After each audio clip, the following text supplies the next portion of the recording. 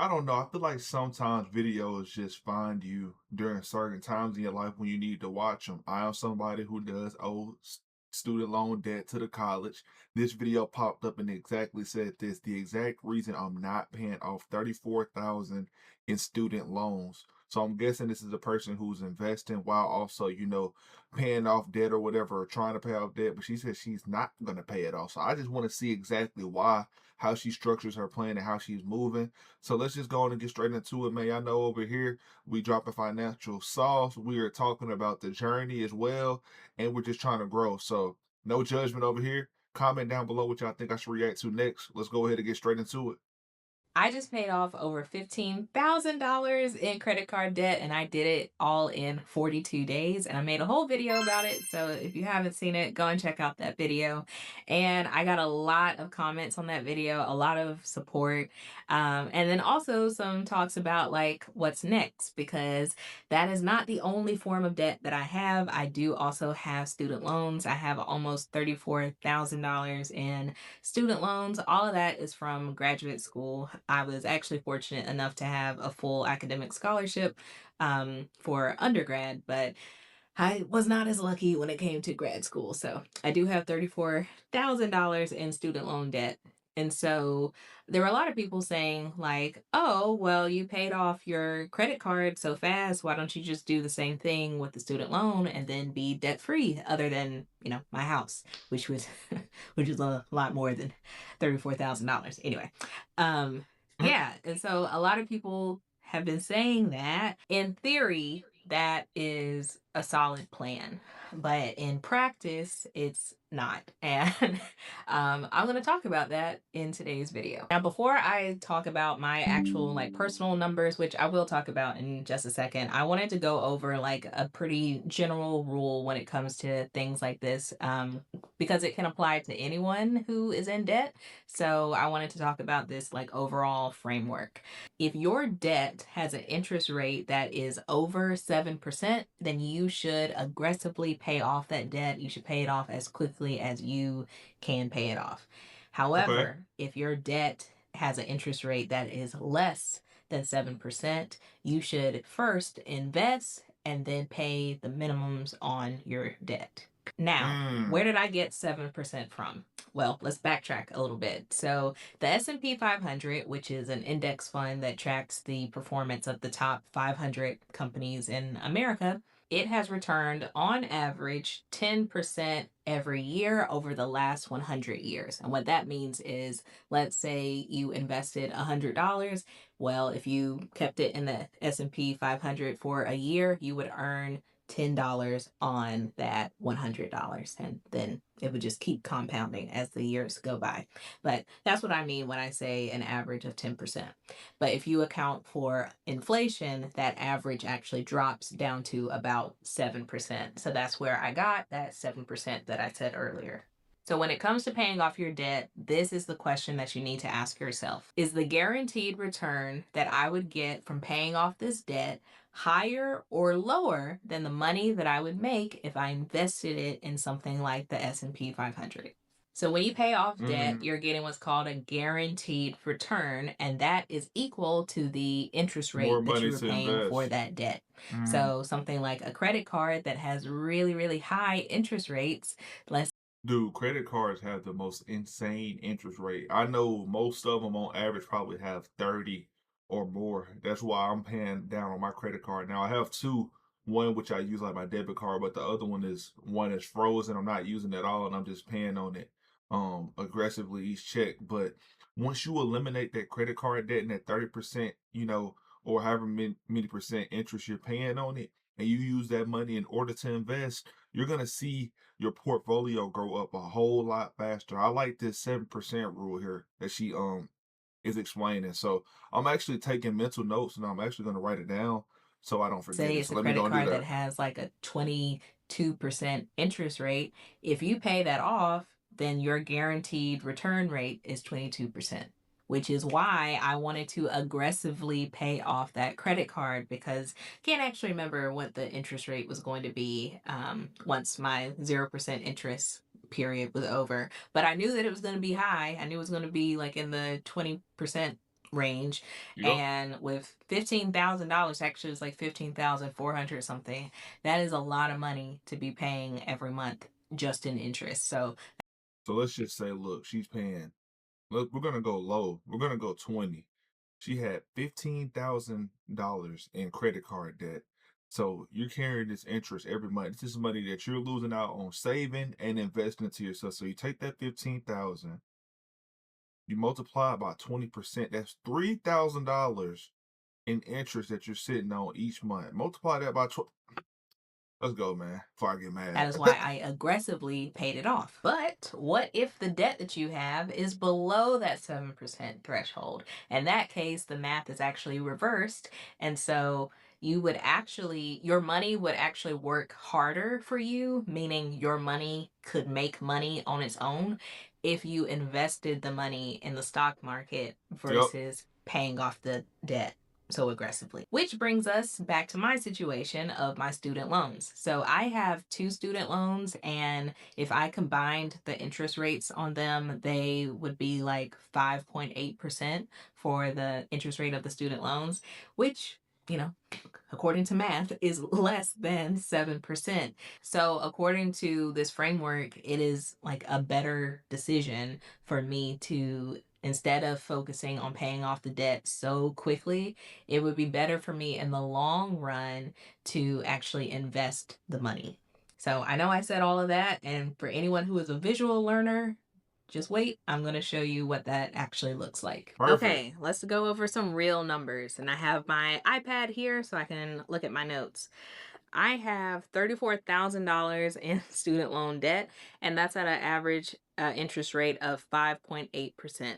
I also have about $66,000 already in different investment accounts. And my goal is to Damn. be retired or at least work optional by time I am 55. And currently I am 33, so that gives me 22 years to turn this plan into reality, which means I need my money to grow within that time span of 22 years.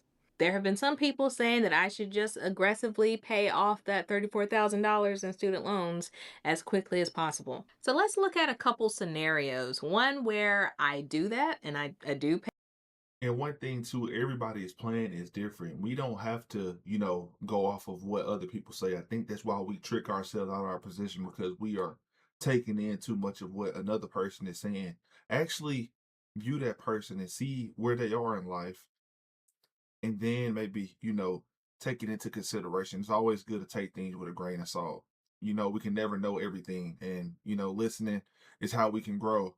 But sometimes you gotta look at people and be like, hey, like, come on, man. You ain't even investing. You trying to tell me how to pay off my student loan debt. Better yet, save money. Come on, man. Pay off the student loans very, very quickly. And then one where I use that same money to invest in the stock market instead. So, scenario one, I pay off the $34,000 in student loans this year. We have another 8 months in the year. So, based on me paying off the credit card, then it seems reasonable that I should be able to pay off the student loans in a year. So, let's just say for this scenario, I paid it all off this year. So here's what I would save in interest. On a standard repayment plan at 58% over 10 years, I would have paid roughly $10,600 in interest over the life of the loan. So That by ain't paying bad. it off early, I would save myself about $10,600. And that does feel good, right? To just say like I don't owe any. Oh, let me do a little bit of math right here. So move the decimal point two places back. Multiply that 34,000. Oh, okay. Whoa, how does she 10,600? Oh, it's paying it off in 8 months. I'm tripping. Okay. Okay. Let me see. 1,058 times 24. One, two, uh, yeah. Student loans, because do you know how many people my age have student loans? And just like, even though 34,000 is a lot, I know plenty of people who have double or Yes. triple that amount in student loans.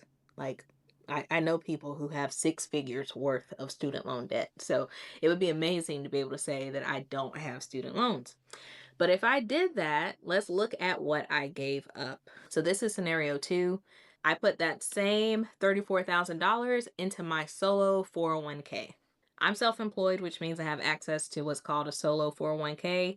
It's basically a 401k, but it's for people who own a business. The biggest advantage to having a solo 401k is that the contribution limits are way higher, like Mm, significantly higher. So, just to show you the difference, with a regular 401k, you can contribute up to $24,500 in 2026. But with a solo 401k, I can invest up to $72,000 mm. in 2026. So, that's why I'm saying, like, I want to focus on the solo 401k. And Never heard of every that. dollar that I contribute is pre-tax, which means I can have it as a tax deduction. Okay, so back to the scenario. If I invest that same $34,000 into my solo 401k today and I let it sit for 22 years at a 10% average annual return, that $34,000 compounded at 10% for 22 years would one day become 74,000. Whoa. $251,700. So basically, I could turn $34,000 into $250,000. And because that $34,000 is pre-tax, that means that I'm also saving myself roughly $8,000 to $10,000 in taxes this year. So when you put these two scenarios side by side, the difference is pretty clear. With that second scenario, I am able to make over $250,000 by the time I'm 55. And that is Mhm. the cost of paying a 5.8% loan aggressively instead of also investing. And that is why math is important. It's important to run the numbers to see what is actually true for your situation without just blindly taking advice from someone else. And so, due to this, I cannot and will not treat my student loans the same way I did the credit card debt. Now, to be clear, I am That's not smart. saying to just let this debt sit there for forever and, just never pay it off. That's not what I'm saying. That's not what I want for my life, because there are like psychological benefits to paying off the debt. Some people just hate the feeling of being in debt. I don't like being in debt. I don't like the feeling of owing money to someone. So, I feel like as long as you're paying it, like you're good, bro. Just don't let it sit up and then become a bigger issue than what it already is. Because I've been the type in the past where I had like this debt lingering. This was probably around 2021, and it was like a $8,000 debt, and I just let it linger for the next, year or so. And in my mind, I was like, man, I got to take care of this, but I was just letting it pass by. Finally, I just attacked it on the head, disputed it, ended up getting the debt erased. I could have saved myself a lot of stress in that whole year if I would have just, done it from the jump. Just don't let the debt linger. Take care of it. Be a grown up, because ain't nobody coming to save you. I don't want to keep the debt for forever. I do want to pay it off. I just don't want to pay it off so aggressively that it hurts my chances of retiring. I'm Hmm. not trying to work until I'm 65. Also, there's the concern that by the time I am 65, we won't have Social Security anymore. So that's like another thing that I'm worried about, because that means that I really will have to just rely on whatever I have saved and invested for retirement. So Yep. that's something that I am actively thinking about right now, because, like I said, I don't want to work until I'm 65. I actually want to retire when I'm 55. I know. Um, oh, I got like 22 years, y'all. I got like 22 years. And when it comes to retiring, the biggest advantage that you have is time. You need time in the market for your investments to grow. So the longer you delay starting to invest, then the The harder more it's going to money. be. Yeah. So yeah, I'm 33 right now. If I spend the next year paying off my student loans, then that will just delay my retirement by another year.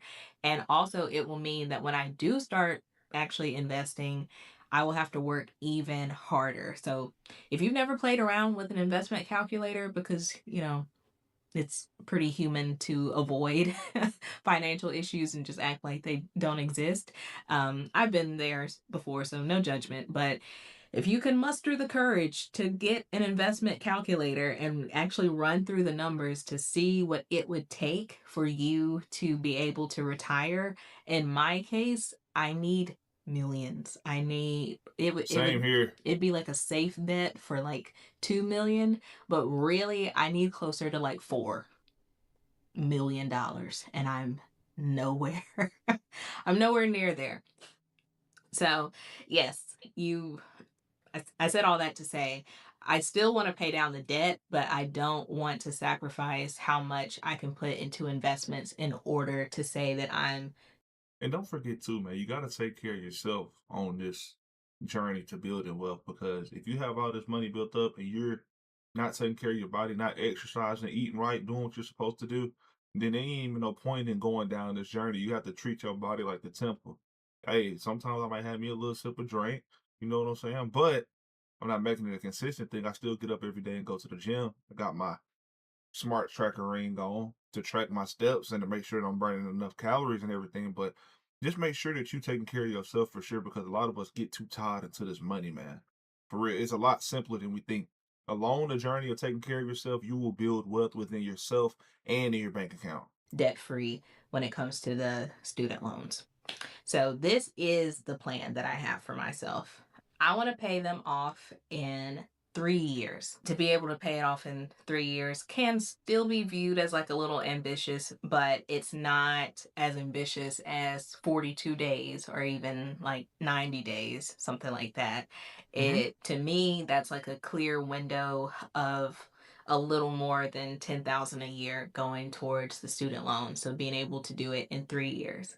And while I'm slowly but surely paying off the student loans, on the flip side, I will be heavily investing in my retirement accounts or investment accounts. So, because I'm not putting so much money towards student loans, that frees up more money that can be put towards my investment accounts. So for me, the two investment accounts that I'm most focused on is one, a solo 401k, and then I also still have my Roth IRA and I want to invest in that.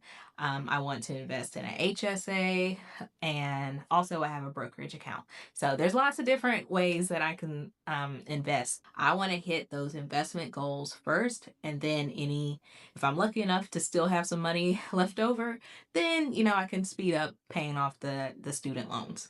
So my strategy is to invest aggressively right now and then pay off my loans on a manageable, like accelerated but manageable schedule.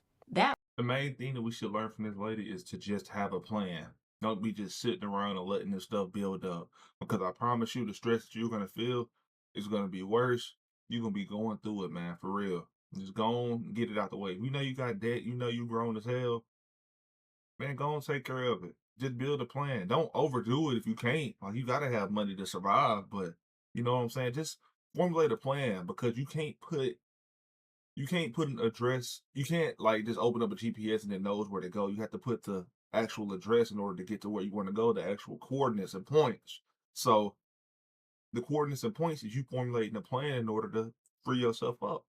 Just formulate something, bro. Simple. way, compound interest, which is the eighth wonder of the world, can do its magic in my investment accounts. And then 55-year-old me can finally retire. Let's be real. Doing this is not some like universal truth to everyone. There's always going to be different nuance and context that applies to your situation, which means you should really run the numbers yourself and see what is right for your situation. So these are a few times where you may not want to aggressively invest. So you should pay your debt first if, like I said, the interest rate is above 7%. If you have credit card debt yourself, or maybe you have a very expensive car loan, maybe you got, tricked, or maybe you're in a bad situation and you needed a car quickly. And so you got a car loan and maybe it's like, I don't know, like 12% or something, or you got one of those like sketchy payday loan type places where they put you in a really high interest rate on your car. Go ahead and pay that off because you will save yourself more money in the long run if you just go ahead and pay off that high interest rate debt first before investing, because you're not going to be able to outbeat the market on a credit card that has a 27% interest rate. So just go ahead and pay that off if the interest rate is more than 7%. Another time that you should not Mhm. prioritize investing is if you do not have an emergency fund. Y'all, go outside and look around. Like, uh, everyone needs an emergency fund. If you feel safe in your job, don't, like, I'm sorry, that probably came off as too harsh, but seriously, like, you really should be preparing for the event that you just go into work one day and they tell you, hey, this is your last day. That is happening to people every single day in Yep. multiple industries. Yeah. Okay, so you need to be prepared. You need to have an emergency fund. If you can get a 3-month emergency fund, that's great. A lot of people don't have that right now. So if you can, that's fantastic. But even with that, in this type of economy, in this job market, I would want to have closer to like 6. Also, if your debt is causing you stress, there are people who don't like having debt, and that is understandable. I don't like owing money myself. So if you don't like having debt and it's keeping you up at night and you have, you feel like a weird tightness in your chest every time you check that account, then yeah, come up with a plan to pay that off quickly, because money is very psychological, it's very emotional, and if you would feel better not having the debt, then maybe come up with a plan to aggressively pay it off. Also, if you do not have stable income, maybe you have a job, but the money that you make fluctuates. That had been me for a very long time, like all of 2025, and I was feeling that more. Don't depend on one source of income to find something else on the side to do, whether it's DoorDashing, Uber, whatever you got to do to make more money in order to take your debt, do it. My side hustle was doing YouTube. I use my money to invest into myself, pay off debt, and also put into the stock market. You just have to find something that you would enjoy doing every day and just post it. That's it. In the beginning of this year as well. But if you watch my video about me paying off the credit card debt, it really changed my mind on how I view money. And I don't feel like I have instability with my income. It does fluctuate. It's not as predictable, but I do have a steady stream from different revenue sources right now, so I don't feel super unstable anymore when it comes to my income. But if you still feel very shaky about your income, like you really cannot predict where money is coming from, then now's not the time probably to heavily invest, right? You should focus on creating more stable forms of income. So run through that checklist and see if any of those apply to you. For me, I feel good about my situation, which is so great to say because for so long I have not felt good about it. But I'm starting to feel good about my situation. So, yeah, it is time for me to start investing. So, to wrap up this video, yes, I did pay off my credit card debt very aggressively, and I would do it all over again because 20% interest rates is crazy. And in fact, I Hmm. think it should be illegal because that's insane, right? So, definitely I would do it again, but student loans, that's a different story. It's a very different story, very different numbers, which is why it's always best to run the numbers for your individual situation. And if I chose to pay off those student loans aggressively right now, that could cost me $250,000 in the future. Sheesh. And when you do the math, it's pretty clear that no, I should not focus on paying them off, at least not aggressively. So if you want to apply this to you, know your interest rates. Is your interest rate above or below 7%? You need to know that information so that you can make the right decision for your case. Ultimately, the decision is up to you. It's up to your life and the things that you have going on. Like I mentioned before, there are different use cases where it may not be the right time for you to focus on investing right now if you have some other things that you need to take care of first. So that's really up to you to figure that out. As for me, I have taken care of those other things, and now I got to start thinking about the older version of me, because unless something, tragic happens, which we don't want to speak that into existence, but I do plan on making it to 55. That's not old. I actually plan on living far past 55. We have people in my Yep. family who live to be over 100. So, yeah. I got to start thinking about future me, because odds are I'm going to live a long life, and I got to start thinking now about how I'm going to finance that life, because don't let this face fool you. Okay. I'm getting up there in years. So I got to start thinking about that. So I hope y'all Man, enjoyed what you this video. If you 36? like this type of thing, I will be 33? talking more about it in the future. I'll be documenting my thought process on investing and how I'm setting that stuff up, and how I'm, budgeting for investing every month. So if you like that, make sure you are subscribed. We are trying to get to 100,000 subscribers this year on the channel. So we definitely appreciate that if you can hit that subscribe button and the notification bell, because sometimes, even though you're subscribed, YouTube doesn't tell you when I put out a new video. But if you hit that Mm, notification bell, it should I'm let you cooking. know whenever I post a new video.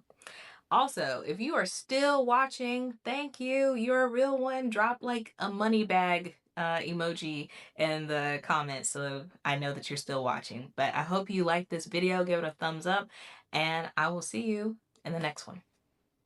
Bye. Great video. Very informative.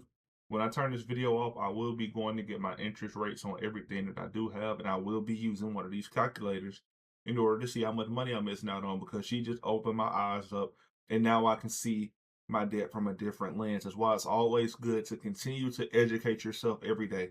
That's why I get on here and I react to these videos to get more knowledge. And it's not about getting the knowledge, you also have to apply it to your life, because if you're just consuming this knowledge and you're not doing nothing with it, it's a waste of time.